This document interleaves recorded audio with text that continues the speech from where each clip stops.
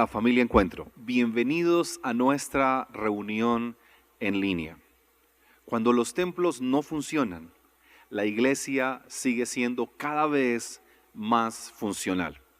Se hace más fuerte porque nuestra relación con Dios y la familia de Dios se mantiene, se sostiene, se hace más sólida y todo esto nos permite a nosotros avanzar. Hoy nuestro equipo de alabanza nos va a guiar en unas canciones bíblicas, pero también en esas canciones que recogen un sentir espiritual. Y juntos vamos entonces hoy a adorar y juntos vamos a cantar al Señor, porque es la invitación de la Escritura. Cantemos al Señor un cántico nuevo, levantemos nuestra alabanza al Señor. Pueblos todos, batid las manos, alabad al Señor con voz de júbilo. Y eso hacemos esta mañana, proclamar la grandeza de nuestro Dios. Así que cantemos juntos con nuestro equipo de alabanza.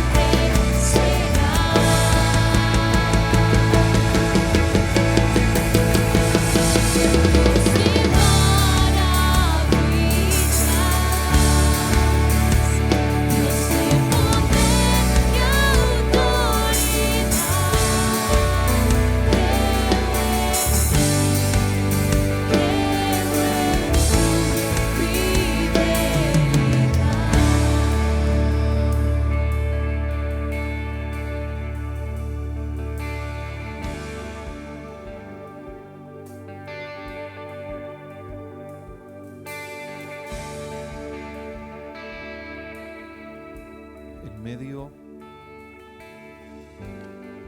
medio de la oscuridad, de las tormentas, las tempestades de la vida, en medio de la adversidad, de la aflicción, de la zozobra, del agobio, Señor, de lo que amenaza, incertidumbre y tantas otras cosas que como humanos enfrentamos. La gran noticia en medio de todo esto es que tú permaneces fiel, que tú no cambias, y que hoy saber quién tú eres nos permite entonces confiar y levantar nuestra adoración al Señor. Señor, porque no importa en qué etapa de la vida nos encontremos, tú eres el mismo y no has cambiado. Y tú sigues haciendo grandes cosas con nosotros y en medio de nosotros. Y te adoramos. Y como hijos amados, podemos hoy, Señor, tributarte a ti alabanza y adoración, reconocimiento y completa exaltación a ti nuestro Dios, a ti el Dios grande y poderoso, a ti a quien hoy proclamamos, porque tu palabra así nos lo ha enseñado, el Dios sublime, lleno de gloria y majestad, nuestro Padre eterno, tan cercano a nosotros, tan real en nuestras vidas, el Dios que nos hablas, que te das a conocer, que te quedas cuando todos se marchan. Hoy, Señor, celebramos tu amor y tu grandeza, porque en medio de todo, nada ni nadie puede igualar tu poder, nada ni nadie puede igualar tu majestad. Nadie puede prometer lo que tú has prometido. Nadie podrá hacer lo que tú has hecho. Y nadie podrá hacer lo que tú harás. Y nadie puede llevarnos a donde tú prometiste llevarnos. Eres único. Eres Dios de dioses. Eres el Señor de los señores. Y nos humillamos en este día ante tu grandeza, ante tu poderío, ante tu señorío y ante tu majestad, para decir: nadie más grande que tú. El esplendor de un rey, vestido en majestad, la tierra alegre está, la tierra alegre está. Cubierto está de luz, venció la oscuridad y tiemblan a su voz, y tiemblan a su voz. Juntos, cuán grande es Dios, cántale cuán grande es Dios, y todos lo verán. Cuán grande es Dios.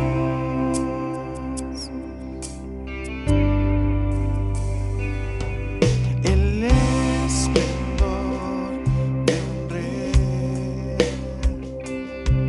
vestido en majestad, la tierra alegre está, la tierra alegre está.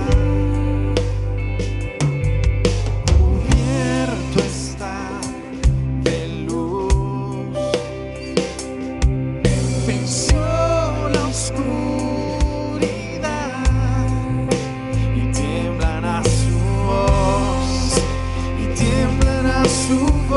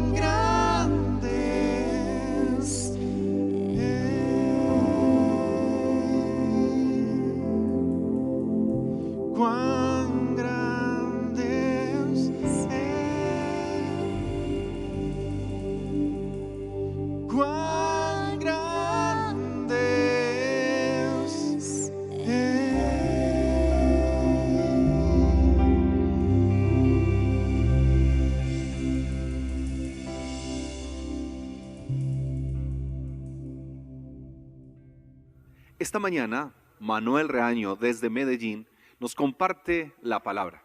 Nos estará hablando acerca del gran mandamiento.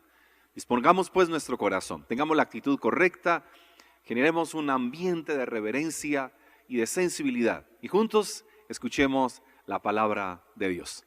Mis hermanos, muy buenos días. Qué bueno estar con ustedes esta mañana, acompañándoles para este tiempo de la reflexión bíblica, lamentando, por supuesto, no poder estar allí y recibir los abrazos cariñosos con los que ustedes me reciben siempre cuando voy a visitarlos.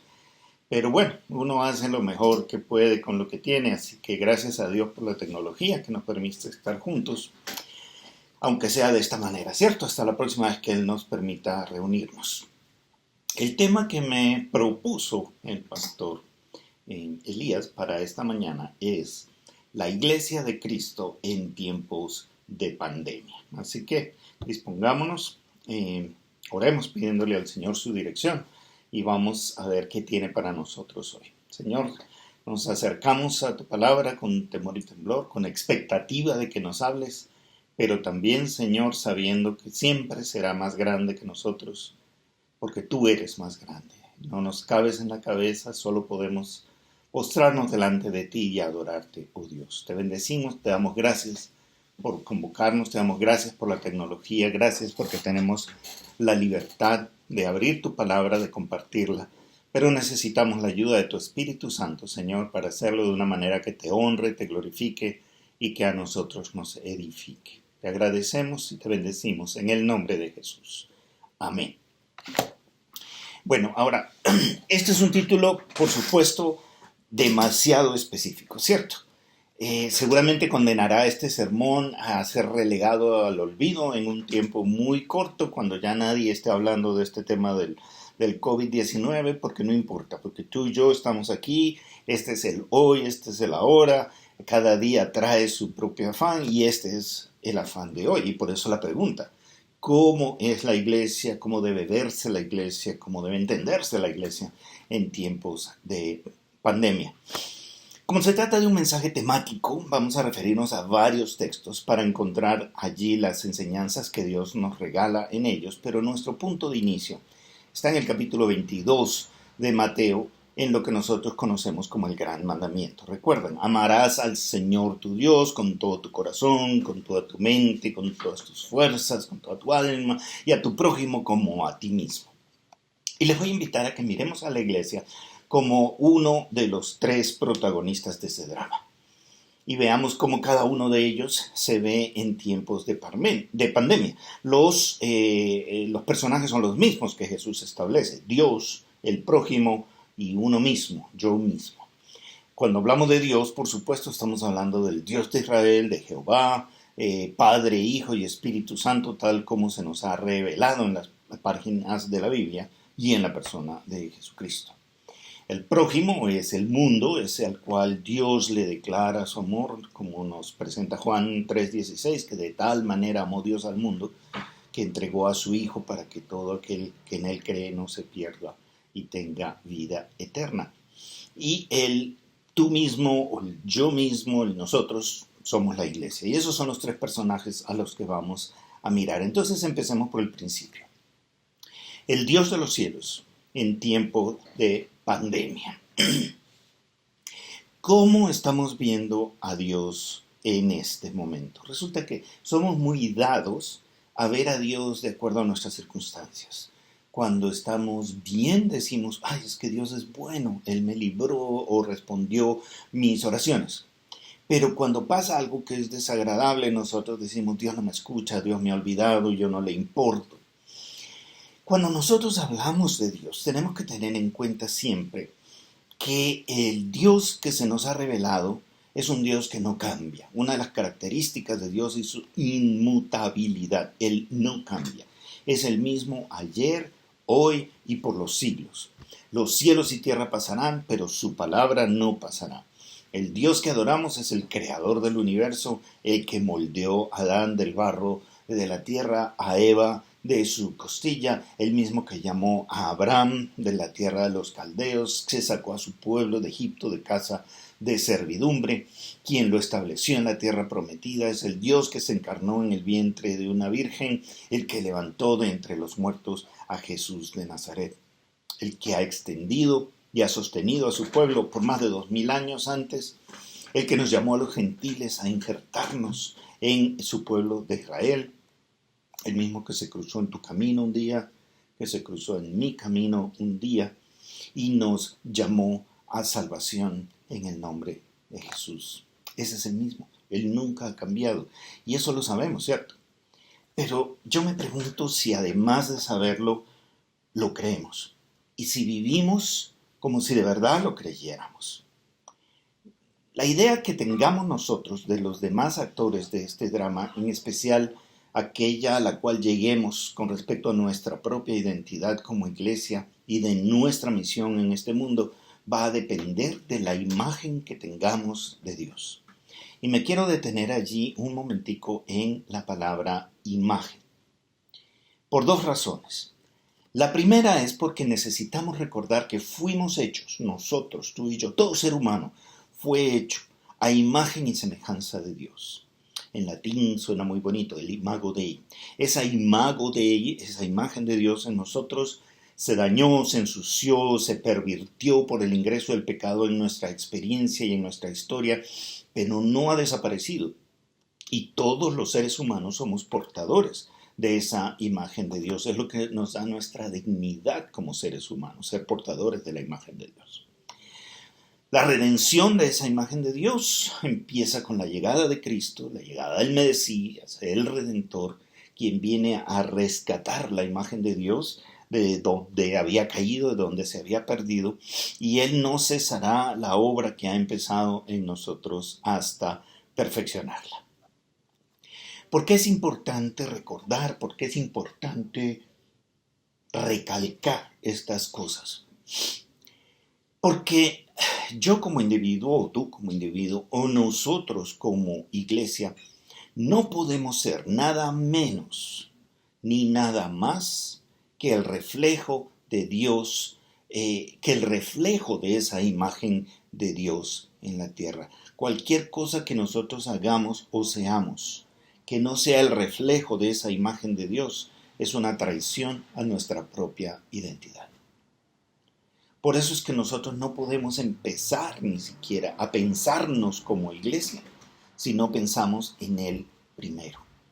Él es nuestro fundamento, Él es nuestra razón de ser, Él es nuestro modelo de humanidad, Él es nuestra cabeza de la iglesia, Él es el principio, Él es el final. Por eso es importante empezar por Él.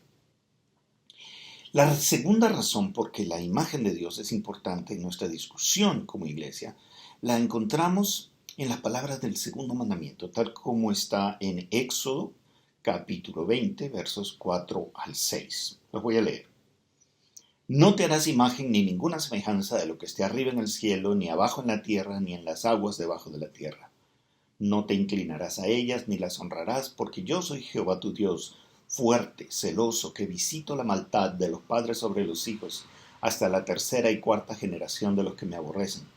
Y hago misericordia a millares, a los que me aman y guardan mis mandamientos.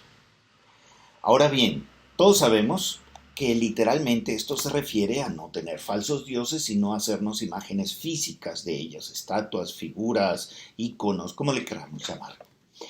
Pero quiero llamar la atención de ustedes por un momento al famoso episodio del becerro de oro que está registrado en el mismo libro de Éxodo, un poquito más adelante en el capítulo 32. Todos conocemos la historia.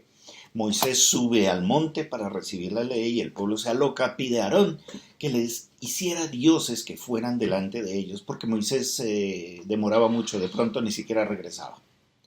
Aarón hace el becerro con el oro que ellos proveen y decreta, fíjense, verso 5, decreta día festivo a Jehová. ¿Se dan cuenta de ese detalle?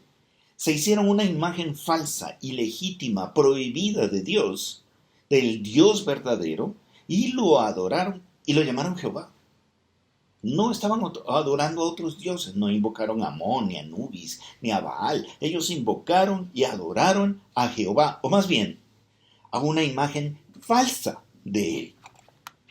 Y el supuestamente celebrado y adorado llamó a eso corrupción, verso 7. Eso es corrupción, y mostró su profundo desagrado por lo que el pueblo había hecho. Podemos sentirnos cómodos, tranquilos, seguros, porque hoy en día a ninguno de nosotros se nos ocurriría hacer un becerro de oro ni nada parecido, ¿cierto? Pero es posible que sí tengamos falsas imágenes del Dios verdadero en nuestras cabezas, o una imagen falsa del Dios verdadero en nuestra adoración, o una imagen falsa del Dios verdadero en el corazón, una imagen falsa del Dios verdadero en el púlpito. Se nos pueden meter las falsas imágenes de Dios en todas partes. ¿Por qué? Porque somos muy propensos a crear a Dios a nuestra imagen y semejanza. Todo lo contrario de la verdad que Dios nos da. O peor, ni siquiera a nuestra imagen y semejanza, sino a nuestra conveniencia. Lo convertimos en bombero, en cajero automático, el genio de la lámpara de Aladino, un viejito aburrido en una nube, otro viejito regañón con un rayo en la mano que parece más bien el Zeus del Olimpo, o un sirviente que espera en una esquina que le chasquemos los dedos para venir a servirnos.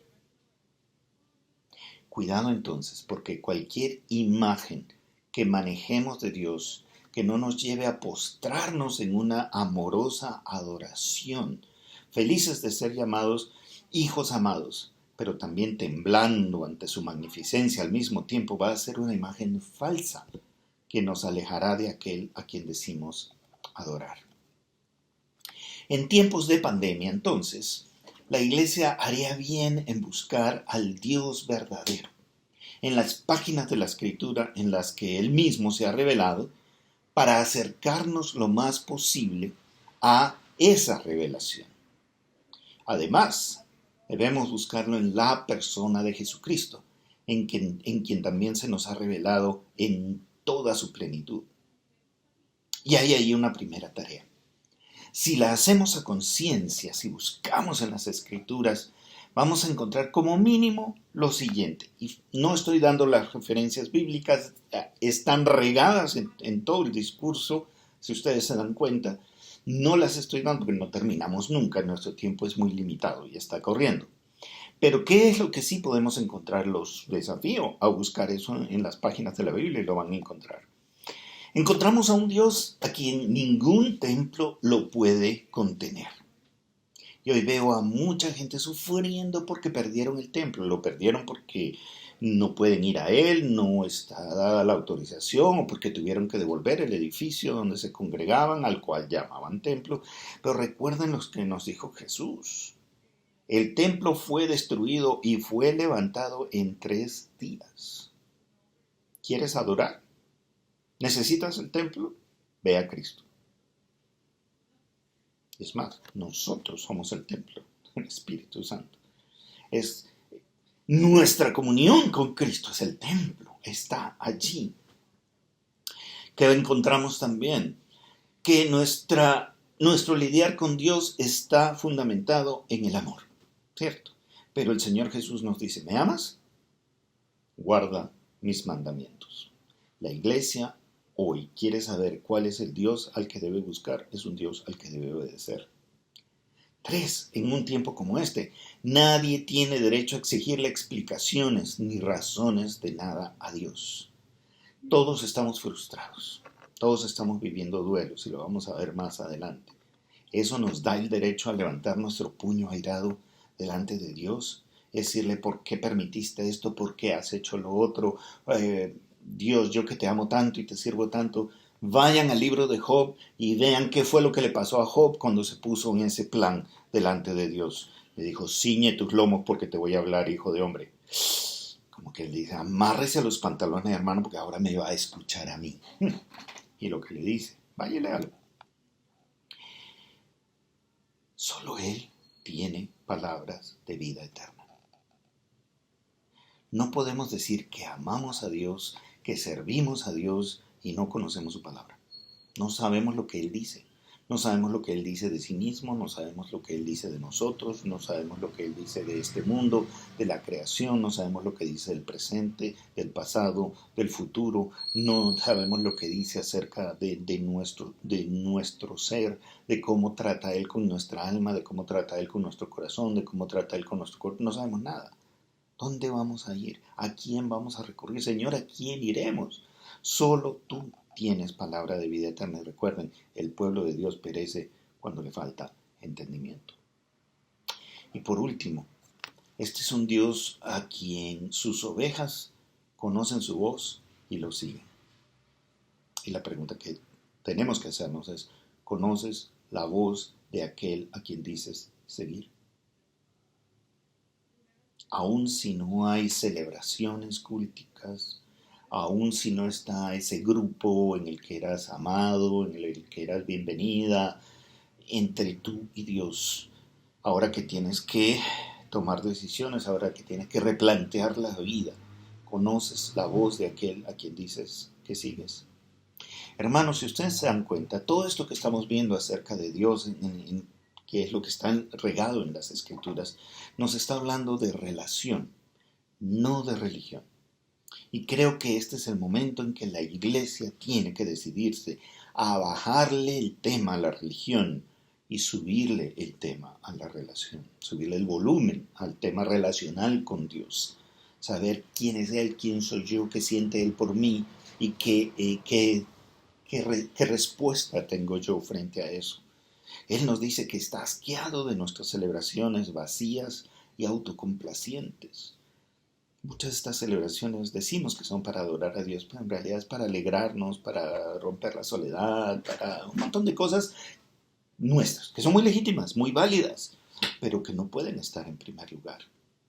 Él nos dice que quiere misericordia, no sacrificios, que demanda justicia, no holocaustos.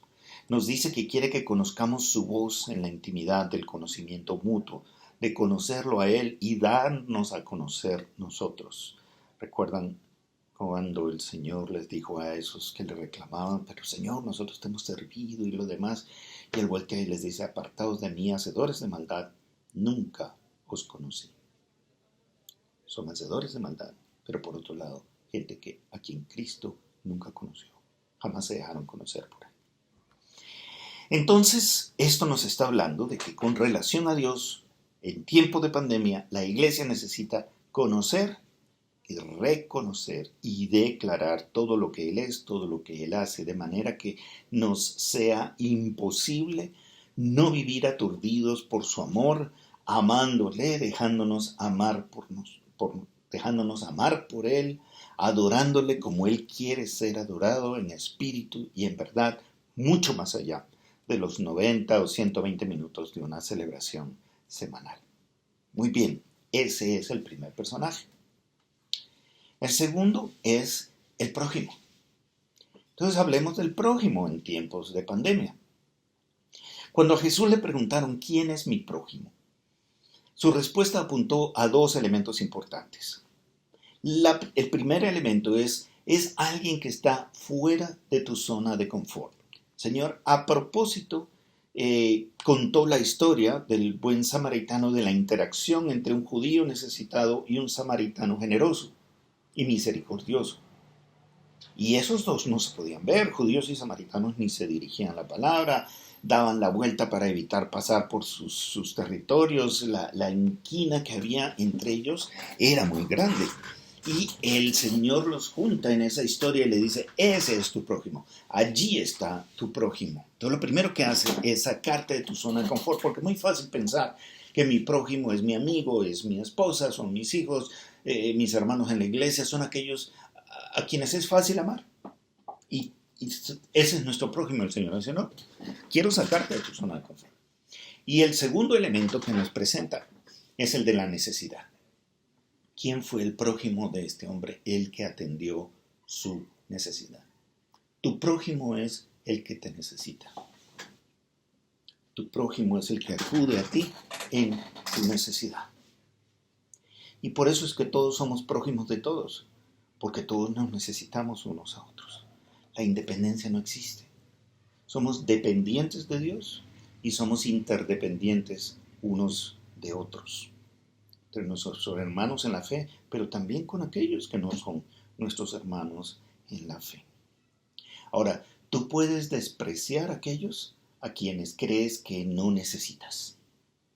O puedes negarte a ayudar a aquellos que sabes que te necesitan a ti. Y de ambas formas puedes borrar a tu prójimo del radar. Pero entonces en ambos casos estarás quebrantando el mandamiento divino. En el capítulo 25 de Mateo, entre los versos 35 y 45, el Señor hace una radicalización de su encarnación, como una profundización de su encarnación. Y asume la identidad del hambriento, del que tiene sed, del que está enfermo, el preso, el desnudo. En resumen, se identifica con el necesitado, con el desvalido, ¿cierto? Si nosotros ignoramos al desvalido, ignoramos a Jesucristo. Y al revés, si asistimos al necesitado, Jesús recibe eso como un acto ofrecido a Él mismo. Y la clave no está en el merecimiento, no es que lo merezca, no es que merezca la ayuda, sino que la necesita. Y Gálatas 6:10 nos dice que esto lo debemos hacer a todos, que debemos hacer el bien a todos. Primeramente a los de la familia de la fe, por supuesto, si tenemos que priorizar, pero es a todos. No dice exclusivamente a tus hermanos, no dice exclusivamente a los demás miembros de la iglesia. Los otros, aun si nos persiguen, aun si son nuestros enemigos, en su necesidad, no dejan de ser nuestros prójimos. Entonces, en tiempos de pandemia, la iglesia necesita afirmar en su corazón el salir a buscar al que sufre de hambre, de enfermedad, de soledad, de desesperanza, de lo que sea, y extenderle una mano en el nombre de Jesucristo. Somos embajadores de Cristo, necesitamos salir a ayudar al necesitado en el nombre de Jesús. Sea que agradezcan o que no agradezcan, que eso los acerque a Dios o no los acerque a Dios, que los lleve a bendecirnos o a hacernos mal, lo tenemos que hacer. Ese es el prójimo y nuestro mandato es amarlo y servirle. Entonces, esa es nuestra segunda tarea en tiempos de pandemia. Si hacemos un paso rápido por muchos de los textos de la Escritura, ¿qué vamos a aprender del prójimo? Haciendo un resumen. 1. Tu prójimo está allí y no te puedes esconder de él. Como iglesia hemos tenido la tendencia a encerrarnos en nuestras cuatro paredes, estar ricos celebrando nuestros cultos, nuestras celebraciones litúrgicas, y hemos creado la ilusión de que el prójimo no existe, o que si existe, alguien más se va a tener que ocupar de él, alguna organización, el Estado, alguien se tiene que ocupar del necesitado. Pero tenemos que reconocer en tiempos de pandemia que el alguien de ese prójimo somos nosotros, y no nos podemos esconder de él. Hermanos, si nosotros no reaccionamos frente a esto, no nos reconocemos como el prójimo de ese prójimo, como el alguien que ese prójimo necesita, terminaremos como Jonás en la barriga de un pez si es que no nos ha tragado ya. 2. Si el asunto está determinado por la necesidad, tenemos que reconocer que en tiempos de pandemia, en tiempos de tribulación, en tiempos de tragedia, la necesidad es más grande que nunca. No solo hay gente muriéndose de hambre. El miedo es enorme. La soledad es profunda. Muchos ya están enfrentando el duelo por la pérdida de un ser querido. Pero muchos más enfrentan el duelo de la muerte de un proyecto de vida, un proyecto de estudio, de viaje, de trabajo, de matrimonio, de miles de cosas más. Lo que esta u otra pandemia mata es mucho más de lo que uno ve a simple vista. Entonces, para cerrar este punto del prójimo, si nuestra relación con Dios se define en términos de adoración y obediencia, nuestra relación con el prójimo se define en términos de servicio y testimonio. Y eso nos lleva al último personaje de este drama, la iglesia. Y ahora sí, respondiendo al título de la reflexión, la iglesia en tiempos de pandemia. Con respecto a nosotros mismos, Nuestra reflexión sobre este punto va a tratar de girar alrededor de una pregunta. ¿Quién eres? ¿Quién eres tú, hermano mío? ¿Quién eres tú, hermana mía? ¿Quién soy yo? Porque la sumatoria de todas esas respuestas nos va a decir quiénes somos. ¿Quiénes somos nosotros? ¿Quiénes somos como iglesia? Y si uno mira a la iglesia, va a encontrar que dentro de ella hay varios grupos. Y hablemos de la iglesia como el grupo de gente con el que nos acostumbrábamos reunir, una o dos o más veces por semana, a quienes conocíamos, nos saludábamos, etc. Bajo el mismo techo veníamos a celebrarle culto al Señor. ¿A quiénes podemos encontrar allí en esa amalgama humana? Un primer grupo es de aquellos para quienes ser cristiano significa haberse cambiado de religión. Entonces, realmente es cuestión de cambiar un poquito el lenguaje, ¿no? Antes iban a misa, ahora vienen al culto. Antes se persignaban, se hacían la señal de la cruz en determinadas circunstancias. Cuando veían un muerto pasaban por una iglesia o decían, ay, que no me vaya a pasar esto, en vez de tocar madera, se persignaban. Muy bien, ahora ya no lo hacen. Gran cambio en la vida. Antes era necesario rezar después de pecar para poder empatar, y ahora ni siquiera eso, ¿cierto? Porque para eso está la gracia y Dios me va a perdonar todo. Y a ese primer grupo le tengo que hacer la pregunta, ¿tan mal te hemos presentado a Cristo? ¿Tan mal te hemos explicado la oferta de salvación que has sido capaz de pensar que cambiar de una religión a otra religión es lo que le va a dar sentido a tu vida, lo que le va a dar significado a tu existencia, lo que te va a dar acceso a la salvación? Si es así, necesitamos pedirte perdón y la oportunidad de volvernos a sentar contigo para presentarte el Evangelio otra vez. Pero bueno, ese es un primer grupo.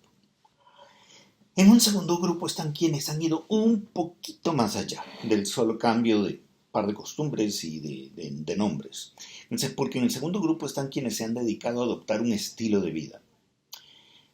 Cómo hablar, cómo caminar, cómo reaccionar en diferentes circunstancias, qué posición tomar frente a algunos temas importantes, de la sexualidad y del aborto y qué sé yo.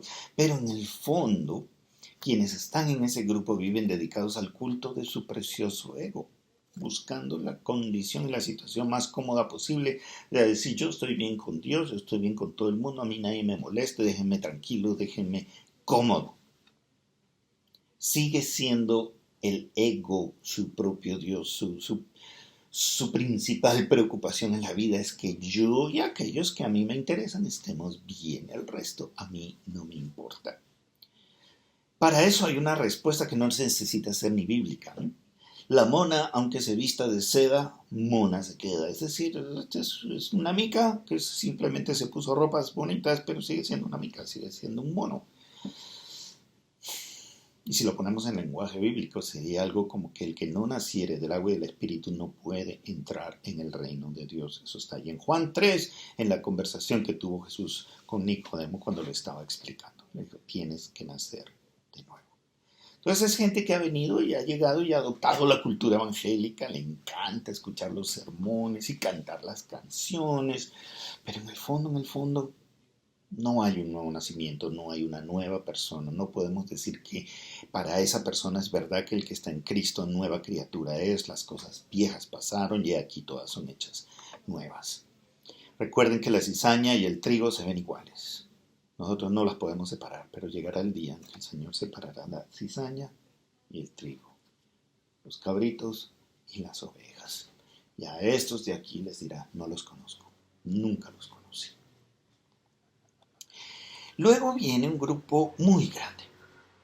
Es importante, es grande, y que es el grupo de los creyentes honestos, temerosos de Dios, quieren amarle, adorarle, servirle, pero viven completamente anulados por el veneno de la culpa, de la vergüenza, el odio hacia sí mismos, el desprecio hacia sí mismos que el enemigo les inyecta con una espeluznante regularidad. Y creen que eso es piedad, creen que eso es pensamiento cristiano. Yo no sirvo para nada, yo soy malo, yo soy un pecador, yo soy terrible, mejor dicho. tienen una conciencia de pecado que es genuina, porque el pecado es real y porque el arrepentimiento de ellos sí lo es. No quieren seguir viviendo así, de esa manera. Pero durante su paso por este mundo son simples almas en penas que se la pasan sollozando en un rincón o arrastrando los pies, esperando el día en que el Señor los llame, que les haga una especie de eutanasia divina para acabar con su miseria. No le sirven a Dios, no le sirven al prójimo, no se sirven ni a sí mismos. Han hecho una profesión de fe y seguramente son salvos, los vamos a ver en el cielo. Pero no son los guerreros en el ejército de Dios, no son los misioneros en la misión de Dios, no son aquellos que se pueden parar delante del Señor y decirle, heme aquí, envíame a mí para lo que necesites. Y por lo tanto tampoco se comportan como prójimo con el prójimo. Entonces, delante de Dios no son servidores, delante del prójimo no son su prójimo y delante de sí mismos no tienen ni la menor idea de quiénes son. Y además de ese grupo, viene un grupo que es muy pequeño, lamentablemente, pero siempre va a ser muy pequeño. Y son los discípulos. Escasos, a veces no muy visibles, pero son aquellos con quienes el Señor hace su obra, el corazón de la iglesia. Ahora, en tiempos de pandemia suele ocurrir, en tiempos de persecución, en tiempos de tribulación, suele ocurrir que los de los primeros grupos se van primero. Aquellos que solo hicieron un cambio de religión van a desaparecer automáticamente. Aquellos que solo hicieron un cambio de cultura puede que se demoren un poquito más, pero ese viento también se los lleva. A esos cristianos que no tienen conciencia de su posición, de su dignidad delante del Señor y de un llamado a la misión cristiana. No estoy diciendo que se van a ir de misioneros a la India, es reconocerse que todo creyente es un misionero, todo creyente es un siervo, es un discípulo. Si no tienen esa conciencia, y probablemente lo único que están esperando son las bendiciones de Dios, entonces que venga el domingo para que el pastor me abra la palabra, porque de otra manera yo no la voy a abrir, para que alguien me explique, porque de otra manera yo no voy a entender nada, para oír cantando a los músicos porque cantan tan lindo, yo canto muy feo, mejor dicho, a ese también se lo lleva el viento. En un tiempo como este, en un tiempo de pandemia, normalmente los vientos recios se llevan a los que parecen pero no son. Se llevan a los que se han acercado solamente buscando señales, a quienes quieren riquezas, bienestar, sin compromiso. Y al final los que quedan son los escogidos, los que están dispuestos a sufrir, los que están dispuestos a morir, los que están dispuestos a completar los sufrimientos del cuerpo de Cristo. ¿Qué le parece si soñamos con una iglesia a la que la pandemia saca lo mejor de sí? Una iglesia que reconoce que es mucho más que un edificio, que una estructura organizacional o que un club de amigos. Puede que tenga su edificio, debe tener su estructura y ojalá seamos amigos, pero no es solo eso. Una iglesia que sabe que es linaje escogido, real sacerdocio, nación santa, pueblo adquirido por Dios para anunciar las virtudes de aquel que nos sacó de las tinieblas a su luz admirable y vive para cumplir esa misión, para anunciar esas virtudes, para vivir a la dignidad del linaje escogido y del real sacerdocio. Tercero, una iglesia que se organiza para alimentar al hambriento, vestir al desnudo, acompañar y asistir al enfermo, que ríe con el que ríe, llora con el que llora. Una iglesia que conoce tan bien a su Dios que puede repetir con Habacuc y desde el corazón: aunque la higuera no florezca, ni en las vides haya fruto, ni haya vacas en los corrales, ni ovejas en la majada, ni los labrados den mantenimiento. ¿Saben qué? Aunque no haya nada de eso, yo me gozaré en el Dios de mi salvación. Yo no estoy aquí por las bendiciones de Dios, estoy por el Dios de las bendiciones. Cuando Él las quiera detener es cosa suya. Dios da, Dios quita. Bendito sea el nombre de Dios. ¿Qué les parece si soñamos con una iglesia que canta himnos y salmos y cantos espirituales, incluso desde el fondo de un calabozo inmundo, lo que hace que aún sus carceleros se le acerquen y les pregunten: ustedes están locos, son marcianos, ustedes tienen que saber ¿Qué debo hacer para ser salvo? Una iglesia que frente al temor en el que todo el mundo está viviendo es capaz de decir que nadie nos puede hacer frente, porque si Dios está con nosotros, ¿quién contra nosotros? Una iglesia que no le teme al hambre, a la espada, a la desnudez, porque ya de por sí, por naturaleza, somos contados como ovejas de matadero. Para mí el vivir es Cristo y el morir es ganancia. Una iglesia que sabe que ni la vida, ni la muerte, ni ángeles, ni principados, ni potestades, ni lo presente, ni lo porvenir, ni lo alto, ni lo profundo, ni ninguna cosa creada nos podrá separar del amor de Dios que es en Cristo Jesús. A esa iglesia, ¿quién la detiene? A esa iglesia, ¿quién la asusta? A esa iglesia, ¿quién la impide? ¿Qué pasa si soñamos con una iglesia que sabe que hemos sido perdonados, que somos amados a rabiar por nuestro Padre Celestial, que si alguno hubiere pecado, abogado tenemos para con el Padre Jesucristo el justo, el mismo que salvó a la mujer sorprendida en adulterio de ser apedreada, la levantó, la perdonó y la dejó ir con la admonición, no peques más? ¿Qué pasa si soñamos con una iglesia que desde esa plataforma de saberse amada, protegida, invencible, inmortal, vive con tanta plenitud, que honra las palabras de Jesús cuando dijo que quien en él creyera, de él brotarían ríos de agua viva? No que no seamos golpeados, no que a nosotros no nos puede pasar nada porque somos los hijos de Dios, no. Porque a nosotros también nos alcanzan la tragedia y la tristeza. Pero nosotros, la iglesia de Jesucristo, recordamos que Dios nos dice una y otra y mil veces en la Escritura, no temas, sé valiente, esfuérzate que yo estoy contigo. ¿Qué pasa si soñamos con una iglesia que ve que las tinieblas se ciernen sobre el mundo y en vez de asustarse porque todo se está poniendo oscuro, recuerda que es sal y luz? Y es sal y luz aún en medio de la persecución, del dolor, del rechazo, y puede repetir las palabras de Pablo en 2 Corintios capítulo 4, versos 7 al 10, las voy a leer. Pero tenemos este tesoro en vasos de barro para que la excelencia del poder sea de Dios y no de nosotros. Que estamos, fíjense, atribulados en todo, mas no angustiados, en apuros, mas no desesperados, perseguidos, pero no desamparados, derribados, mas no destruidos, llevando en el cuerpo siempre por todas partes la muerte de Jesús, para que también la vida de Jesús se manifieste en nuestros cuerpos. ¿Ustedes se imaginan una iglesia dando testimonio así en medio de una pandemia? Porque en últimas, hermanos, no hemos sido llamados para vivir cómodamente. No hemos sido llamados para vivir en constante abundancia y en constante tranquilidad y calma. Hay momentos en la vida en la que el Señor nos regala eso y mucho más. Pero hay otros momentos de la vida en que esas cosas escasean. Y una pandemia es uno de esos momentos. Entonces, si nosotros estamos pensando en la tranquilidad y en la comodidad, nuestra esperanza es que esto se acabe pronto y podamos volver a donde estábamos. Pero si sabemos quiénes somos, nuestra esperanza está en que Dios se glorifique en medio de todo esto a través de nuestras vidas. Vaya hacia donde vaya esto y dure lo que tenga que durar. Hay gente que nos pregunta, a un cristiano, ¿no? ¿Y será este el fin del mundo?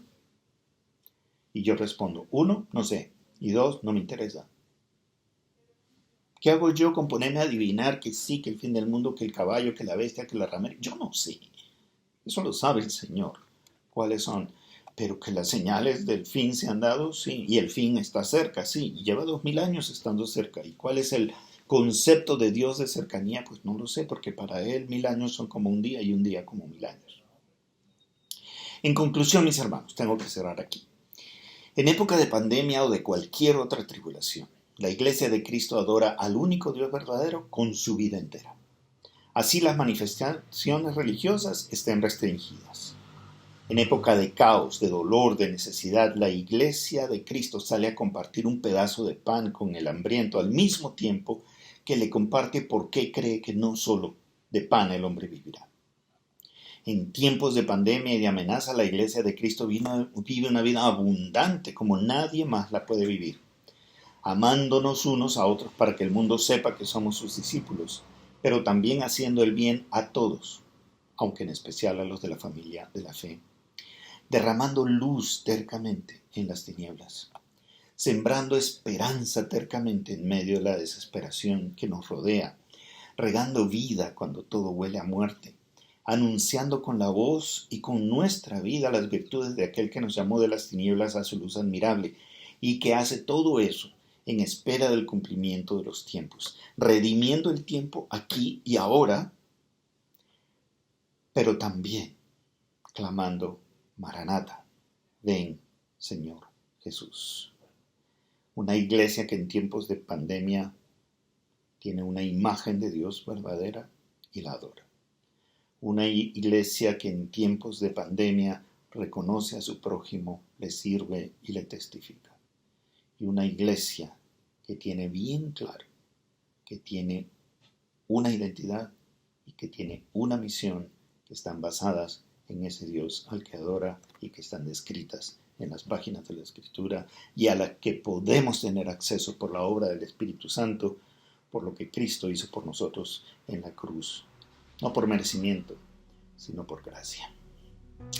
Oremos, hermanos, para terminar. Señor Jesús, te damos gracias por esta oportunidad de estar juntos, de reflexionar sobre nuestra identidad, tu identidad y la relación entre esas identidades. Gracias por tu palabra, Señor, porque todo lo que hemos presentado esta mañana, todo lo que hemos puesto en la mesa, viene de ella, viene de allí, está escrito, ¿sí? Ese eres tú, ese somos nosotros y ese es el prójimo a quien nos has llamado a amar y a testificar. Señor, sé glorificado en medio de tu iglesia en esta pandemia. Así sea a través de las lágrimas, así sea a través de la necesidad, así sea a través de la soledad. Cada uno de nosotros necesita probablemente un camino diferente por el cual tú nos lleves para poder encontrarnos delante de ti, sabernos quiénes somos delante de ti. Solamente se puede llegar al Padre a través de Jesucristo y es solamente con la ayuda del Espíritu Santo. Señor, ¿a quién iremos? ¿Dónde iremos? ¿Dónde más preguntaremos? Levanta tu iglesia, Señor. No sabemos cuánto va a durar esto, no sabemos si va a empeorar, cómo se van a dar las cosas. No sabemos. Pero sí sabemos lo que queremos. Que tú nos tomes de la mano como a niños pequeños y nos lleves por donde tú nos quieres llevar y que tu cercanía de Padre amoroso sea todo lo que nosotros necesitamos. Y eso es posible y por eso te damos gracias. En el nombre de Jesús. Amén. Jesús, tu palabra es mi ancla, paz en medio del caos. Tú das vida a mi alma, luz que alumbra la oscuridad.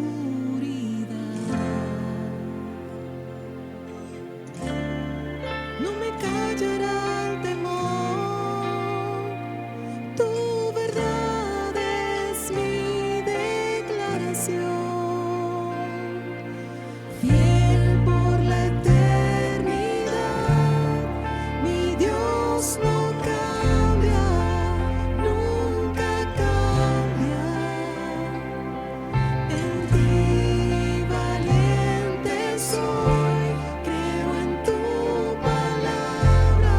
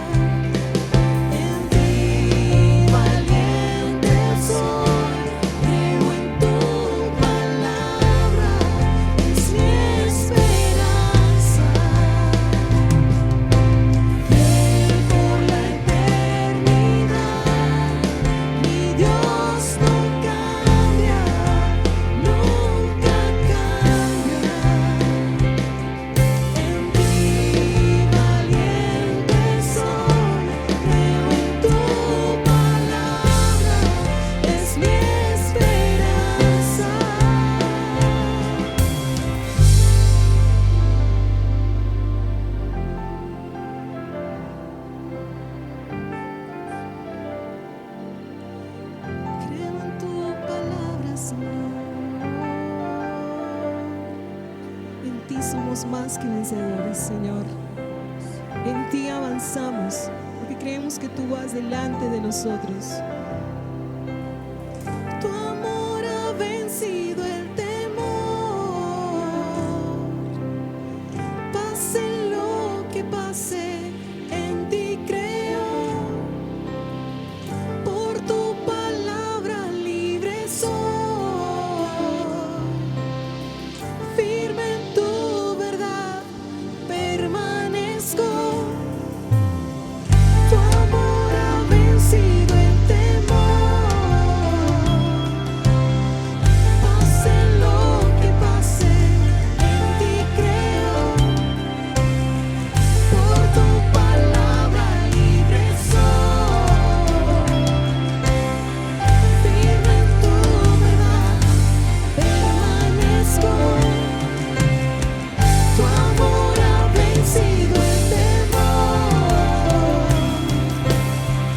Pase lo que pase, en ti creo. Por tu palabra libre soy. Firme en tu verdad permanezco. Tú eres fiel por la eternidad. Mi Dios no cambia, nunca cambia. En ti valiente soy, creo en tu palabra, es mi esperanza. Fiel por la eternidad, mi Dios no cambia, nunca cambia. En ti valiente soy, creo en tu palabra, es mi esperanza.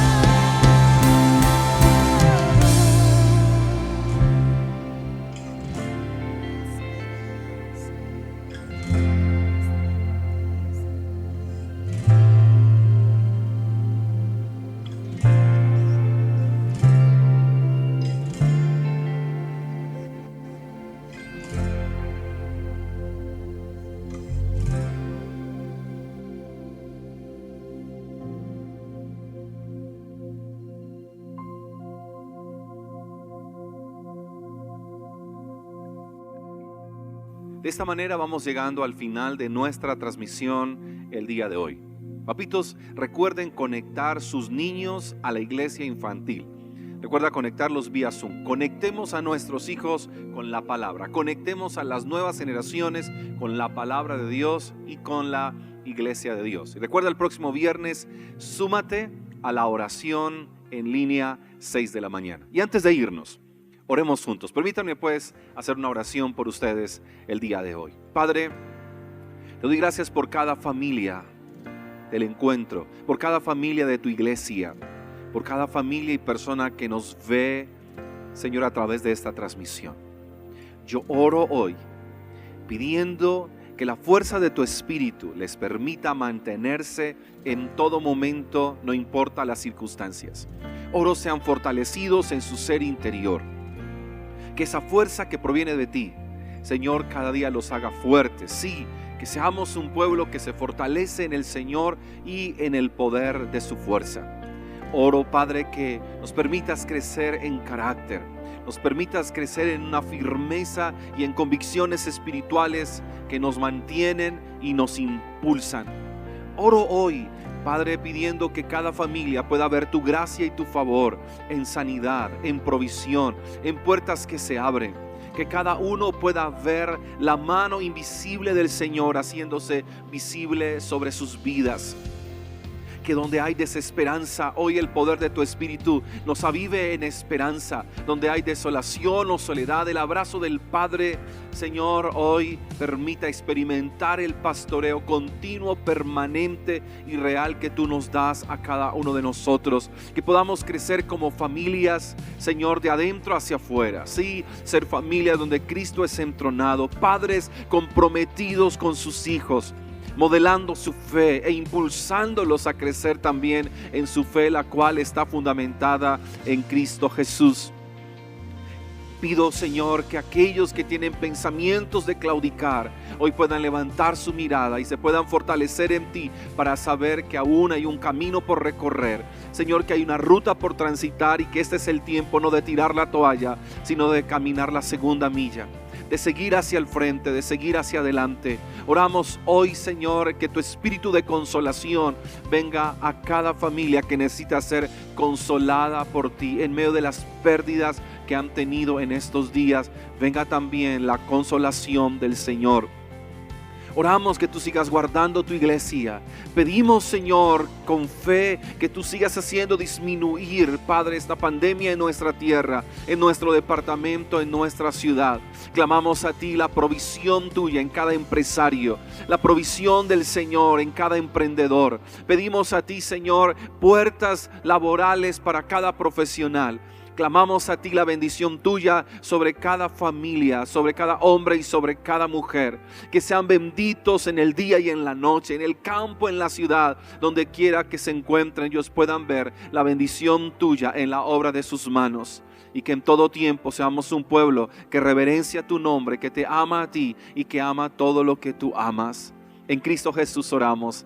Amén y amén. Que el Señor les continúe bendiciendo y nos estaremos viendo esta semana.